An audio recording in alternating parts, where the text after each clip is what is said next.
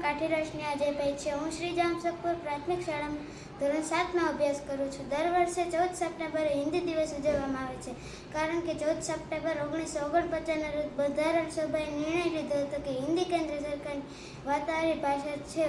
ભારતના મોટાભાગના લોકો હિન્દી બોલતા હોવાથી આ નિર્ણય લેવામાં આવ્યો હતો। 14 સપ્ટેમ્બર કેમ તે આપણા બધાના મનમાં સવાલ આવતો હશે। તેનો જવાબ છે કે 14 સપ્ટેમ્બરે પ્રખ્યાત હિન્દીના લેખક રાજેન્દ્ર સિંહનો 50મો જન્મદિવસ હોવાથી તેના માનમાં આ હિન્દી દિવસ ઉજવવામાં આવે છે। બોલવાની દ્રષ્ટિએ વિશ્વની સૌપ્રથમ અંગ્રેજી, બીજી ચાઇનીઝ અને ત્રીજી હિન્દી માનવામાં આવે છે। હું એ કહેવા માંગુ છું કે હિન્દી ભારતની આશા છે, હિન્દી પ્રેમની ભાષા છે, હિન્દી વિના ભારત અધૂરું છે।